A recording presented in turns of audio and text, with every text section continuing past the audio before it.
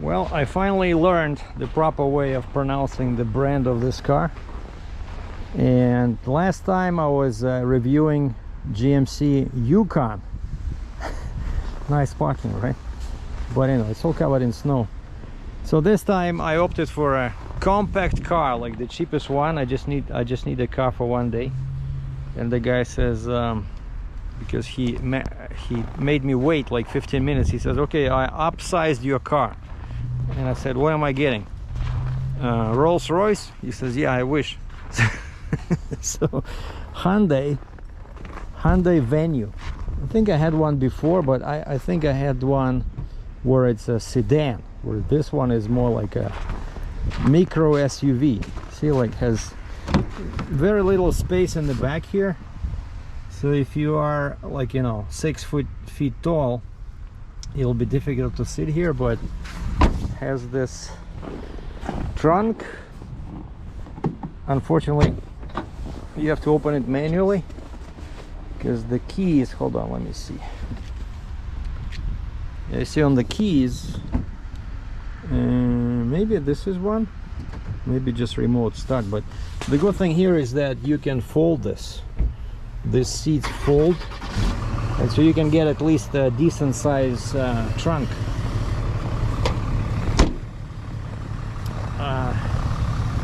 But came with, the guy says he'll give me winter tires. So this one uses Kumo 205 55 17 winter tires, steel rims with some black insets, you know, if they're clean would be easy to see.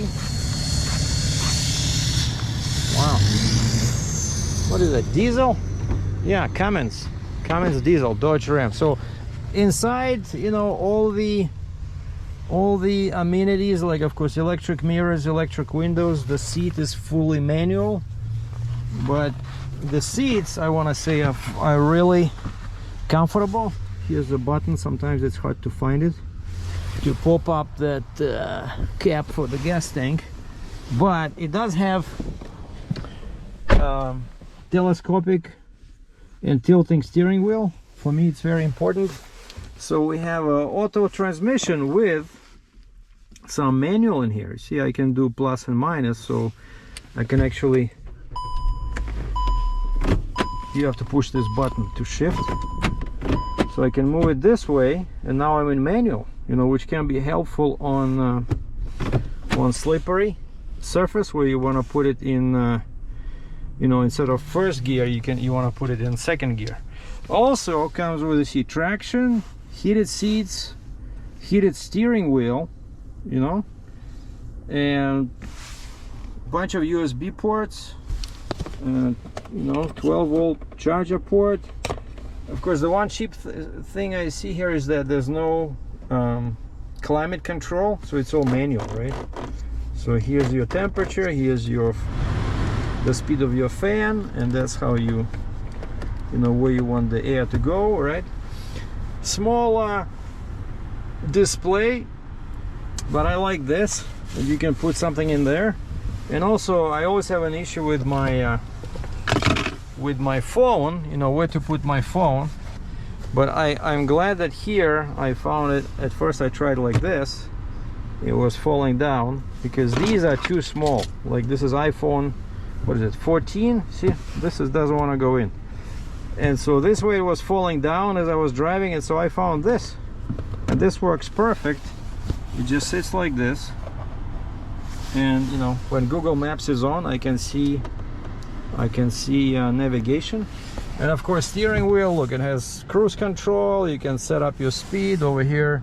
You can control the phone answer, right? And then you can also control the, I'm pretty sure that's for the radio.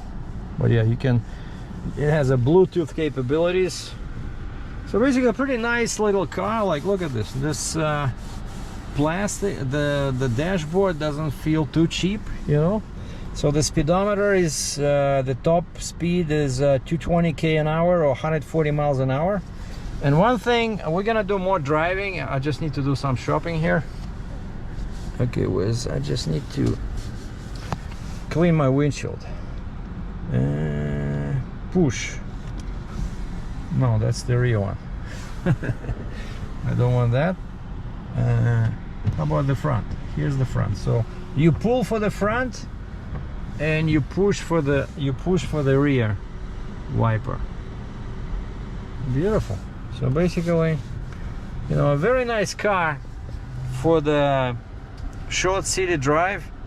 And tomorrow I'm just going to some races. We're gonna have a race, like 5 kilometer and 10 kilometer a race, you know, like running. And I just want to do, and because I don't have any I don't have any sports pictures in my portfolio on my website, so I want to do some practice, some sports photography, you know, which photography is my hobby, of course. But so yeah, I just wanted to show you guys this car, you know, like again, very comfortable seats, and you can achieve a very comfortable position thanks to the telescopic and tilting steering wheel. It's not leather, actually. No, it might be leather. It feels actually like leather. So, you know, nice little car. So Hyundai Venue, there you go. So the next part, I'll put the camera in my head and we'll just go on the freeway, and I'll show you guys what the driving this Venue is really like in real life. Well, I checked the year, and actually it says here that it was manufactured on June 14th, 22 in Korea. So it must be a 23 model.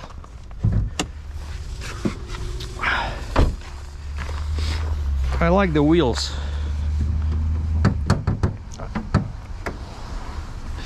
So what do we have? 1, 2, 3, 4. Of course, a 4-cylinder engine. No turbos this time. No big V8. Man, I like that Yukon. Like, very funny looking airbox. Probably takes the air from somewhere in the fender. Tiny baby battery.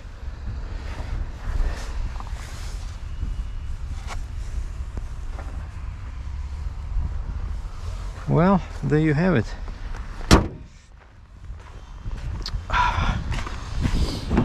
A perfect city rental, but it's good for 2 people. If you have kids and you're shopping, like now I did shopping, so I brought 1 bag and then I have my backpack in the back. So the back seat is now pretty much used up by 1 backpack and 1 bag with groceries. But I still have, I can still put 3-4 bags, shopping bags with food, let's say, in the trunk. So it's not too bad. And this thing, surprisingly, right, so it was made in June 22. So, but it already has 32,773 clicks, about 20,000 miles. So shall we go?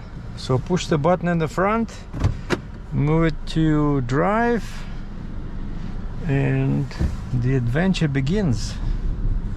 And of course, it's a front-wheel drive. Where actually I like front-wheel drive on snow.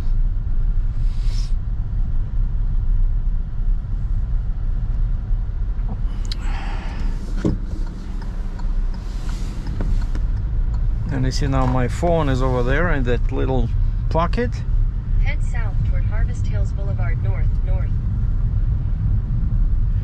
And one thing I noticed about this car, even though of course it has an anemic 4-cylinder engine, no turbos, but I find that it picks up speed pretty fast from stop. Okay, no, we're going right. Keep right, then turn right onto Country Village Road northeast. I think the GPS is sending me. Turn right onto Country Village Road northeast, then turn right onto Harvest Hills Boulevard north. The GPS is sending me on Highway 2.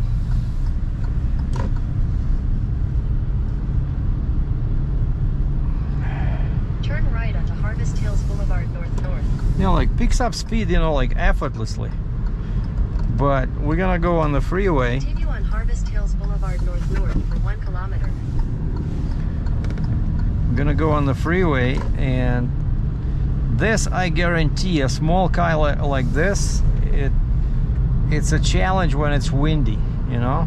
Like, that's what I started back in the day. Like, my first car was like brand new car was a Ford Focus, and man, I remember that thing. Like, and then even Mazda, I had the Mazda 3, fast car, but very bad, very tough suspension, not comfortable at all, but it was very fast. I had a 2-liter Mazda, and then I got the more advanced one with 2.5 4-cylinder. That one was you know, pretty fast. But windy conditions, that's the issue with these small cars, right? You win in price and fuel economy, but you lose, I would say, in safety and somewhat in performance. Even though with our roads, you know, like this Hellcat, right? I have waiting for me in the storage with 6.2 supercharged V8, 717 horsepower. Like, where can you use it without getting a ticket, right? Because we do have pretty good speed limits here, like going north on Highway 2, it's 110 clicks an hour, so 68 miles per hour. And so, despite what locals say, you can do maybe 10 In 400 meters, use the right lane to take the Alberta 201 east. 10 kilometers over. Well, maybe 15, but 15 is already cutting it close. Like, local cops are, I mentioned this before, Alberta cops are much more stringent. Use the right lane to take the Alberta 201 east ramp. Than the cops in Ontario, for example. Continue for 1 kilometer. So 110, so you can do 120. So 75 miles per hour, but you don't need a supercharged V8 to do 120.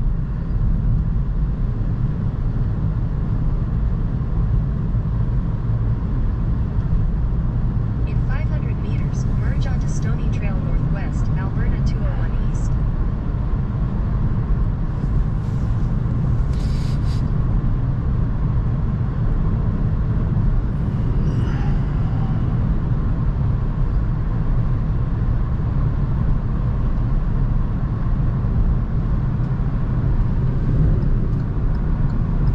Continue on Alberta 201 east for 6 kilometers.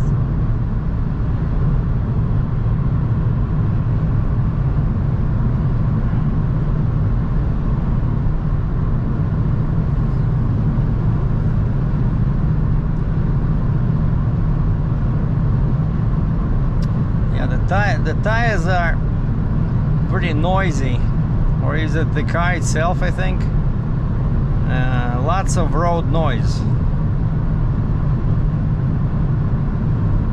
I think whoever designed this car, they don't want it to go on the freeway.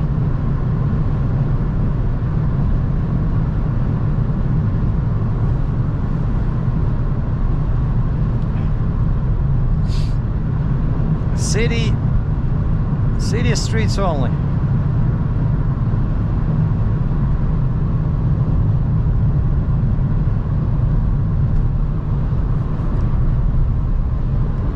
Oh, I see a fox. Or maybe it's a coyote.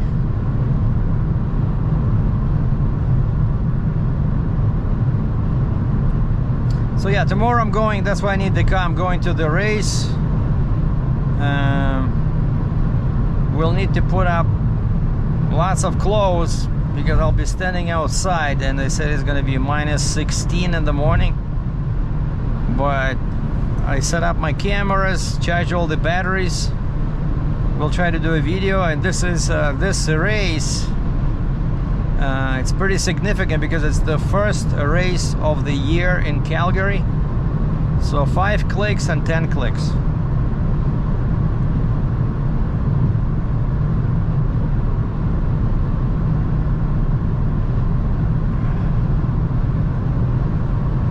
Yeah, I see at least like I'm doing 110, so I can keep up with the traffic, no issues.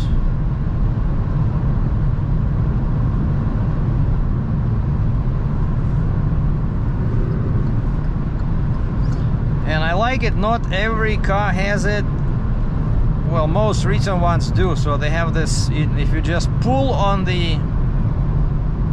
push on the signal indicator just once, it gives you 3 clicks. All right, I use it all the time so that I don't have to hold it and then push it down. Keep left to continue on Alberta 220s. And then cancel it again. So I just, and of course this one has automatic headlights, another super nice feature of most modern cars, so you don't have to worry anymore about, you know, if your headlights are on or not. And you know that the number one way cops can tell if you're drunk when driving after dark. Number one way is drunk drivers always forget to turn on the headlights. And so it's like, let's say 9 p.m. it's already dark and you see a guy passing you with no lights, you know.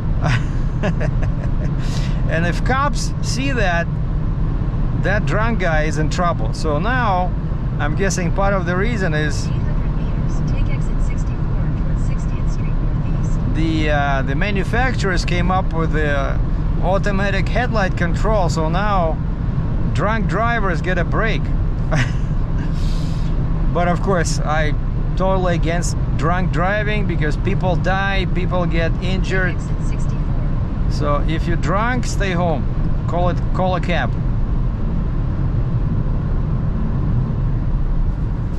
In 600 meters, continue on to 60th Street Northeast.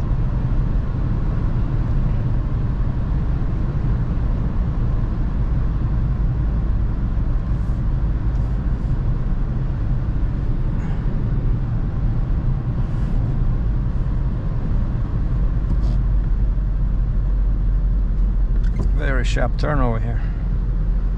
And then the speed limit right away becomes 50. And over here on the left is where I took a couple of shots of all that construction. 800 meters, turn right onto 128th Avenue Northeast. All that construction equipment over here. Lots of big excavators, some big off-road dump trucks, but yeah, it's hard to see. You cannot see it here, but they're in this field on the left.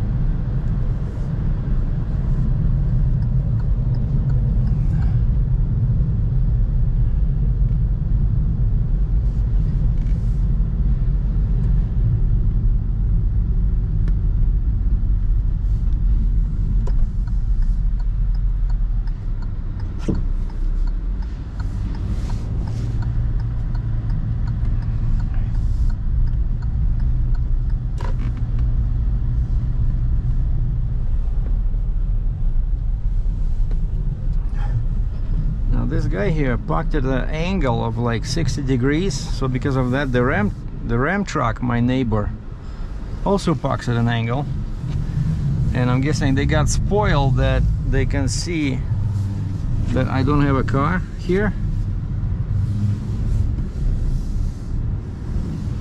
But when I do have a car, it makes it very difficult to get out.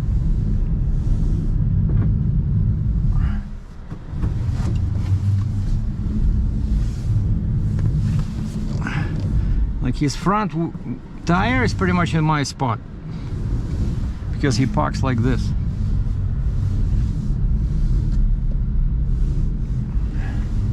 All because of that guy Actually, it's not too bad. Now that guy will have issues getting in. But yeah, these trucks, I didn't realize until recently how much space they take.